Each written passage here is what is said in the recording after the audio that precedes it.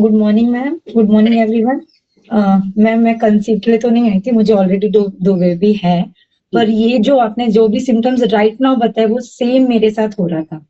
PCOS की condition थी, over pen था, और मुझे फाइब्रोडेनोसिस भी हो चुका था, जिसके वजह से 15 डेज बिफोर साइकिल के मैं करवट भी नहीं ले सकती थी। मतलब इतना सीवियर पेन होता था कि मैं चलना मुश्किल हो जाता था, और बाय प्रोफेशन टीचर हूं तो मैं कभी स्किप नहीं कर सकती थी। वो सारा पेन मेरा विद इन 15 डेज गया। मेरा 7 ईयर्स से वो ट्रीटमेंट चल रहा था फाइब्रोडेनोसिस का, जिसमें मुझे एक अच्छे कैंसर स्पेशलिस्ट ने बोला था कि आप ये रिमूव करा दो सर्जरी करके। ओवरी नहीं, ब्रेस्ट के जो फाइब्रोडेनोसिस थे। ओके, ब्रेस्ट के मतलब ब्रेस्ट के फाइब्रोडेनोसिस की वजह से वो बोलते हैं ऐसा कि उसी को रिमूव कर दो। हाँ, तो फिर रिमूव करवा दो, अदरवाइज आपका कैंसर ट्रीटमेंट स्टार्ट करना पड़ेगा। और मुझे फाइब्रॉइड भी बहुत सारे थे, जिसके वजह से पीरियड्स में हमेशा प्रॉब्लम होता था। सीवियर कंडीशन का पेन होता था, मुझे वोमिटिंग हो जाना, लूज मोशन लग जाना। बिफोर मैरिज तो मुझे एडमिट किया जाता था, मतलब 8-10 बोतल लगनी ही लगनी है। ओके। और वो पेन में काफी सालों से। आप अंडरवेट थे क्या मैम? यस मैम, अंडरवेट थे, है ना, इसलिए चैलेंजेस थे। फिर अभी वेट भी गेन किया, और पहले वेट अच्छा था, नॉर्मल था मेरा, बिफोर मैरिज भी अच्छा ही था। तो लेकिन हमेशा यही बोलते थे, जैसे आपने कहा ना कि कुछ दिन बाद ठीक हो जाएगा, कुछ दिन बाद ठीक हो जाएगा, आफ्टर मैरिज, आफ्टर डिलीवरी। वो कैसा कुछ भी नहीं हुआ मेरे साथ। लेकिन थैंक्स टू दिस कम्युनिटी, जिस दिन मैंने लास्ट ईयर ज्वाइन किया, उसके बाद जब से न्यूट्रिशन लेना स्टार्ट किया F2 के साथ, मेरा 15 डेज बाद ही आया, और उसके बाद से मैम पेन क्या होता है मुझे अब याद नहीं। मुझे वो सीवियर कंडीशन का पेन नहीं होता, और आने से 15 दिन पहले जब मैं दर्द झेलती थी, वो दर्द अभी मुझे पता ही नहीं चलता कि कब आ रहा है। मतलब नॉर्मल पीरियड्स आपके आके चले भी जाते हैं और आपको पता भी नहीं चलता है, मतलब नॉर्मली जैसे पहले हल्का सा पेन होगा आने से पहले, और उसके बाद मुझे पता ही नहीं चलता मेरे वो डेज कैसे जाते हैं। अदरवाइज मुझे वैसे मरने वाली फीलिंग आती थी कि बस अब नहीं बचूंगी, इतना पेन होता, ज्यादा प्रॉब्लम था। और वो जो मैम आपने बताए थे ब्रेस्ट के कैंसर जो स्टेज शुरू हो गई थी, तो उसका क्या हुआ? वो रिवर्स हो गया पूरी तरह से? यस मैम, पूरा। ऑपरेशन की जरूरत नहीं पड़ी? नो मैम, वो उसकी भी नहीं। मुझे एज ऑफ 35 में ही बोल दिया गया था कि यूट्रस भी रिमूव करवा दो। ओके, यूट्रस रिमूव करने के लिए भी बोल दिया थे, लेकिन करे क्या आपने? नहीं मैम, नहीं किया। सुपर। एक्चुअली फैमिली का सपोर्ट था, और मुझे वो ड्यूरिंग ट्रीटमेंट मेरा ब्लड भी खराब हो चुका था बॉडी का। मैं ट्रीटमेंट कराने गई थी, फाइब्रोडेनोसिस का आयुर्वेदिक ट्रीटमेंट चलता था, और वो ब्लड भी खराब हो चुका था। तो एवरी वीक 100 ml ब्लड निकालते थे मेरा, पूरा फेस खराब हो चुका था मेरा। ओके, फेस में मतलब टैनिंग वगैरह आ गई थी क्या मैम? नहीं मैम, अजीब सी swelling within a second होती थी। है मे बी, अगर शेयर कर सके तो गजानन सर के कुछ मेरा। जिनके भी पास में मंजू मैम का बिफोर आफ्टर पिक है, प्लीज शेयर कीजिए, क्योंकि बहुत ही बढ़िया ट्रांसफॉर्मेशन है मैम का। और जैसे मैम आप मॉर्निंग में उठते थे तो आपका फेस पूरा स्वेलिंग कर रहता था? मैम ये विद इन अ सेकेंड होता था मैम, ऐसा फेस हो जाता था मेरा, ये मुझे पता ही नहीं चलता था। लिप्स, आईज सब स्वेलिंग दिख रहा है?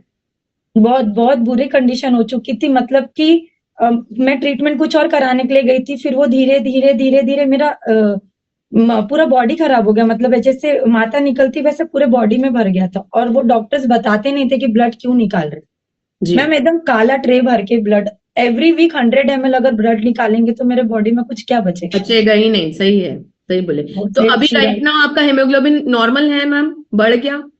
हाँ, नॉर्मल आया। B12 कम हो चुका था मैम। आपका निकाला हुआ ब्लड है मैम, ऐसा 36 टाइम निकाला गया था विद इन, मतलब जुलाई से नवंबर तक का। ये मैंने बस कुछ फोटोज वीडियोज है इसके, बहुत हॉरिबल।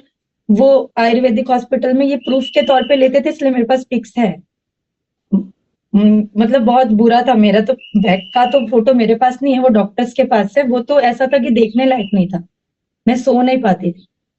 माय गॉड, मतलब आप बहुत ही ऐसे कंडीशन से बाहर आए हैं मैम, कि क्योंकि जो आपका ब्लड अगर 36 टाइम किसी पर्सन के शरीर में से हर बार 100 ml अगर निकालेंगे, बचेगा क्या शरीर में? आपको कितना दिन हो गया मंजू मैम इस कम्युनिटी में?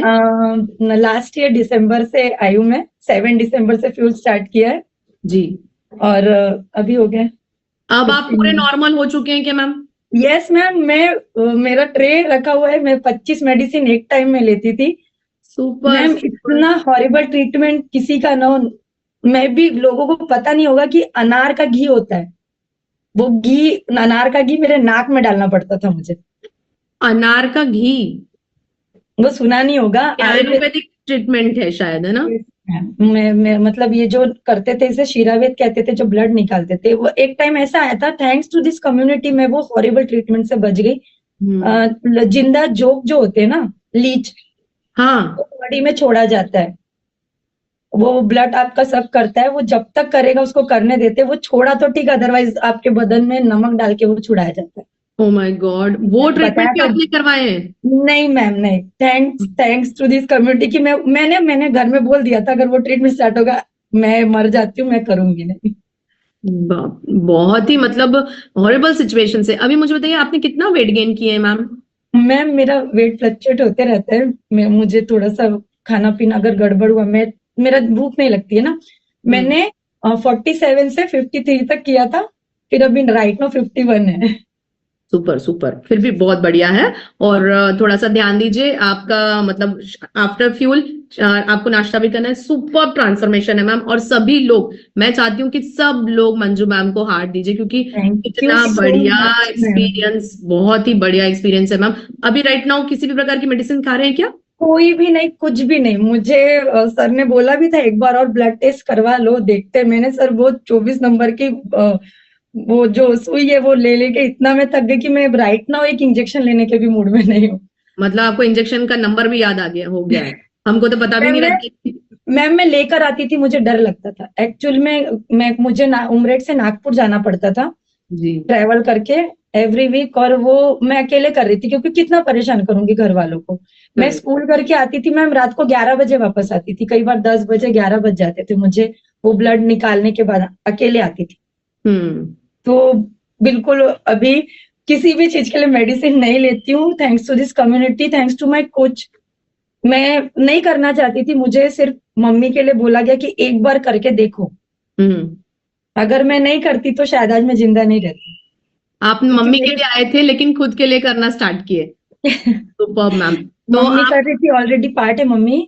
और जी। मम्मी ने सर को बोला था, Gajanan sir and Rao sir को, कि प्लीज कन्विंस करिए, क्योंकि जी। वो नहीं बचेगा। और मैं नहीं मानती थी, मेरा माइंडसेट इतना निगेटिव था, वो जो सिम्टम्स थे मैम, मैं इतनी निगेटिव थी, और मूड स्विंग्स तो मेरा इतना बुरा था कि मैं आपको बता नहीं सकती।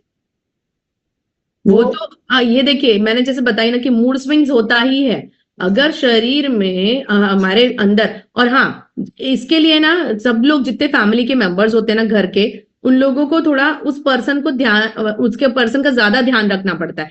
हम लोग क्या सोचते हैं, कितनी चिड़चिड़ी है, इससे कोई बात नहीं करना, उससे और ज्यादा मूड स्विंग होता है। जबकि आपकी गलती नहीं थी मंजू मैम, ये जो मूड स्विंग होता है ना, उसमें आपकी कोई गलती नहीं थी।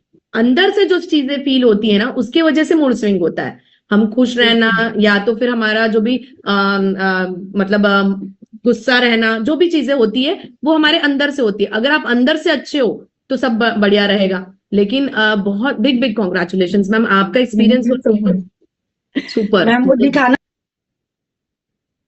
जी। कुछ बोलना चाह रहे थे मैम, अनम्यूट कीजिए।